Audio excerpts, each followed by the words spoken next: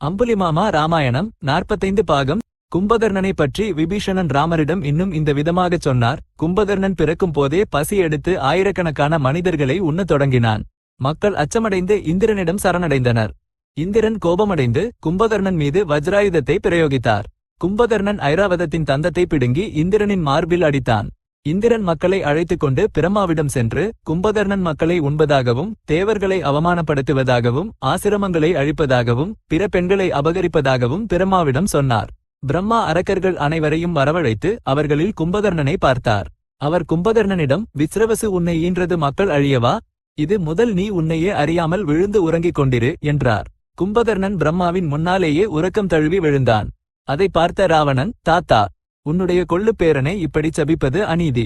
இவனுடைய உறக்கத்திற்கும் விழிப்பிற்கும் கால நியமத்தை ஏற்படுத்துங்கள் என்றான். இவன் 6 மாதங்கள் உறங்கி ஒரு நாள் விழித்திருப்பான் என்றார் பிரம்மா.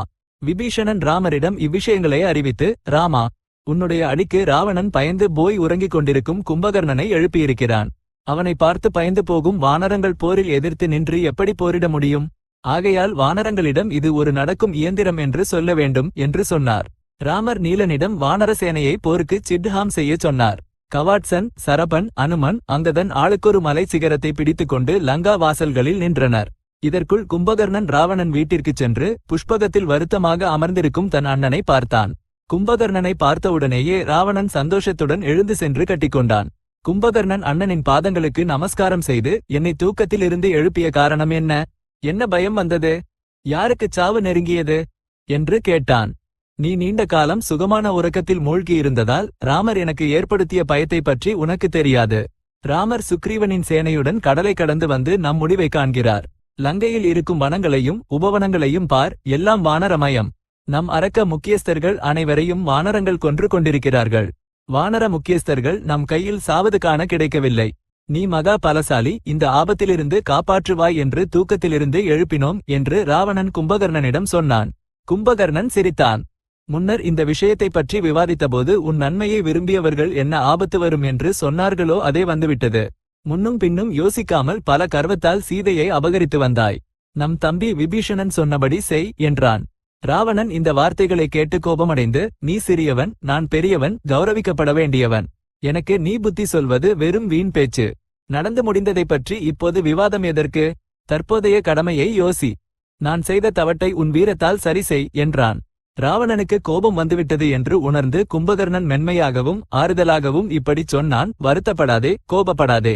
உனக்கு தம்பியாகவும் ஹிதனாகவும் இருப்பதால் சொல்ல வேண்டிய வார்த்தையை சொன்னேன். போரில் ராம லட்சுமணர்களைக் கொன்று உன் ஆசையை தீர்ப்பேன். ராமரின் தலையைக் கொண்டு வந்து உன் முன்னே வைத்து உன்னை சந்தோஷப்படுத்துவேன். நான் உயிரோடு இருக்கும்போது உனக்கு ராமனை பற்றிய பயம் ஏன்? என்னை போருக்கு அனுப்பிவை. எனக்கு ஆயுதங்களே தேவையில்லை, வெறும் கைகளாலேயே எத்தகைய வீரர்களையும் கொன்றுவிடுவேன். கும்பகர்ணனின் இந்த வார்த்தைகளை கேட்டு மகோதரன் சீறினான்.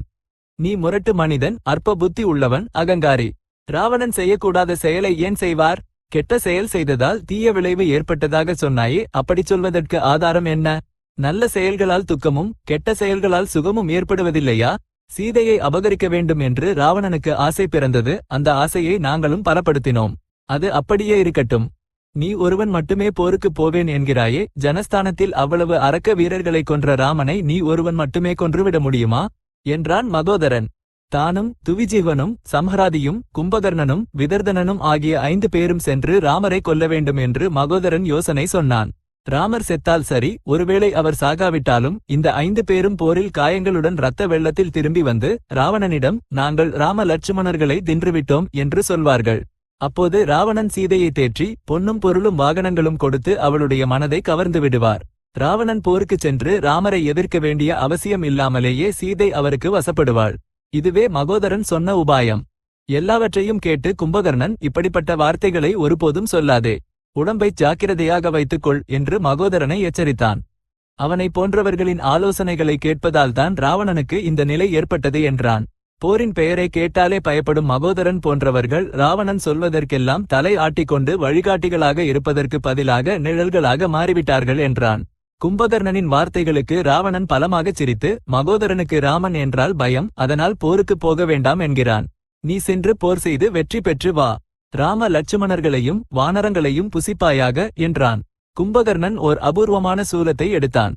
அது நிறைய இரும்பை பயன்படுத்தி செய்யப்பட்டது, தங்க அலங்காரங்கள் கொண்டது, சிவந்த பூமாலைகள் சுற்றப்பட்டது, இந்திரனின் வஜ்ராயுதத்திற்கு இணையாக விளங்கியது. தான் ஒருவனே போருக்குச் செல்வதாகவும் தனக்கு உதவியாக சேனை தேவையில்லை என்றும் கும்பகர்ணன் சொன்னான். ராவணன் அவனிடம் சேனையையும் ஆயுதங்களையும் எடுத்துச் செல்லும்படியும் தனியாகச் சென்றால் ஆபத்து அதிகம் என்றும் சொன்னார். அவர் தன் தம்பியின் கழுத்தில் ரத்தினங்கள் பதிக்கப்பட்ட தங்கச் சங்கிலியை அணிவித்தார். அவனுக்கு தோள்வளைகளும் மோதிரங்களும் முதலான ஆபரணங்களை அணிவித்தார். நல்ல நறுமணம் கொண்ட பூமாலைகளை சூட்டினார். காதுகளில் குண்டலங்களை வைத்தார். மிகவும் கனமான தங்க கவசத்தை தொடுத்தார். கும்பகர்ணன் அண்ணனை கட்டிக்கொண்டு பிரதட்சணம் செய்து சாஷ்டாங்க நமஸ்காரம் செய்து போருக்கு புறப்பட்டான். அவனுக்கு பின்னால் மகா பலசாலி அரக்க வீரர்களும் பெரிய சேனை ஆயுதங்களை ஏந்தி புறப்பட்டனர். போருக்கு புறப்படும்போது கும்பகர்ணன் தன் உடலை பிரமாண்டமாக வளர்த்ததால் அவன் மதில்களை தாண்டி வானர சேனையை அடையச் சென்றான். அவனை பார்த்து வானரங்கள் பெரும் காற்றால் அடித்துச் செல்லப்படும் மேகத் துண்டுகளைப் போல எல்லா திசைகளிலும் சிதறி ஓடினர். கும்பகர்ணனை பார்த்து ஓடும் வானர வீரர்களில் நளன், நீலன், கவாட்சன், குமுதன் போன்ற வானர முக்கியஸ்தர்கள் இருந்தனர்.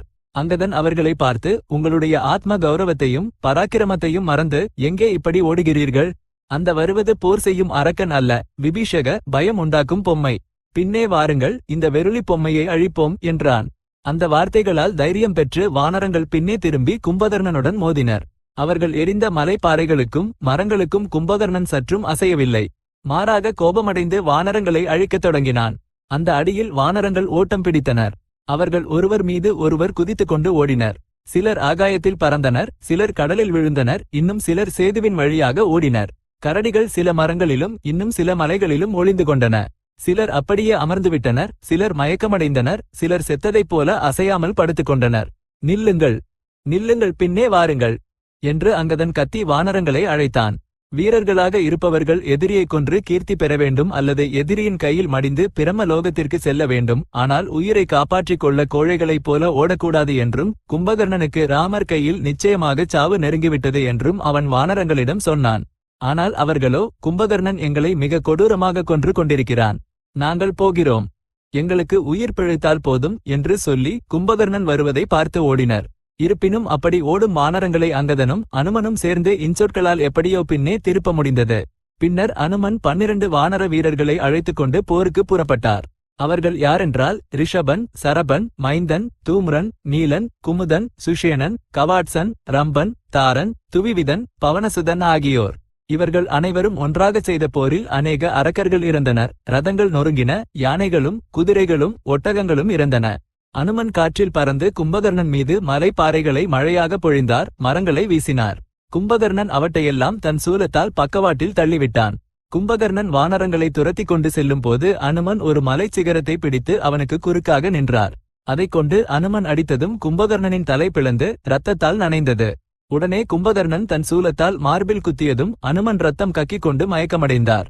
அனுமன் விழுந்ததும் மீண்டும் ஓடும் வானரங்களை நீலன் தடுத்து கும்பகர்ணன் மீது ஒரு பெரிய மலைப்பாறையை வீசினார். கும்பகர்ணன் அதை பிடிமானத்தால் குத்தித் தூளாக்கினான். 5 வானர வீரர்கள் கும்பகர்ணன் மீது பாய்ந்து பாறைகளாலும் மரங்களாலும் அடித்து கால்களாலும் கைகளாலும் உதைத்தனர். இந்த உதைகளுக்கு கும்பகர்ணன் அசையவில்லை. அவன் அந்த 5 பேரையும் கொன்றுவிட்டான். அதை பார்த்து அநேக 1000 வானரங்கள் கும்பகர்ணன் மீது வந்து விழுந்தனர். கும்பகர்ணன் அவர்களை பிடித்து உண்ணத் தொடங்கினான். வானரங்களிடையே அலறல் சத்தம் எழுந்தது.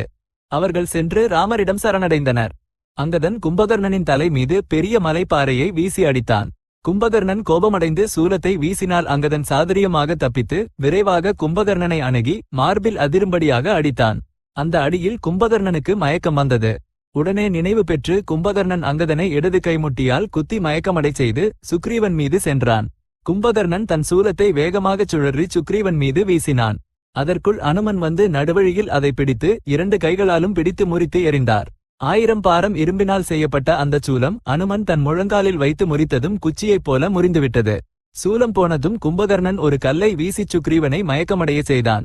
மயக்கத்தில் இருந்த சுக்ரீவனை கும்பகர்ணன் பிடித்து தூக்கிச் சென்றான். சுக்ரீவனை கவர்ந்து சென்றால் வானர சேனையும் ராம லட்சுமணர்களும் வலுவிழந்து விடுவார்கள் என்பது அவனுடைய எண்ணம். அவன் சுக்ரீவனை தூக்கிக் கொண்டு லங்கைக்குச் சென்று விட்டான். கும்பகர்ணனை எதிர்த்து சுக்ரீவனை விடுவிப்போமா என்று அனுமன் ஒரு கணம் யோசித்து இறுதியில் அப்படிச் செய்வது அவசியமில்லை என்று முடிவு செய்தார். ஏனெனில் நினைவு வந்த அடுத்த நிமிடம் அவர் தன்னையே விடுவித்துக் கொள்ள முடியும். இப்படி யோசித்து அனுமன் பயந்த வானரங்களுக்கு தைரியம் சொல்லிக் கொண்டு அங்கேயே இருந்துவிட்டார். லங்கா நகர மக்கள் கும்பகர்ணன் மீது தெளித்த சுகந்த ஜலங்களினால் சுக்ரீவனுக்கு நினைவு வந்தது. தான் இப்போது எவ்விதமான எதிர்வினை எடுத்தால் நன்றாக இருக்கும் என்று அவர் யோசித்தார். இறுதியில் அவர் தன் நகங்களால் கும்பகர்ணனின் காதுகளை கிள்ளி மூக்கையும் கன்னங்களையும் கடித்து குதறினார். கும்பகர்ணன் கோபமடைந்து சுக்ரீவனை தரையில் அடித்து மிதித்தான். ஆயினும் சுக்ரீவன் அதை பொருட்படுத்தாமல் வாயு வேகத்தில் காற்றில் எழுந்து ராமர் இருந்த இடத்தில் வந்து குதித்தார். அம்புலிமாமா ராமாயணம் 45 பாகம் சம்பூர்ணம். இப்போதைக்கு ஸ்வஸ்தி.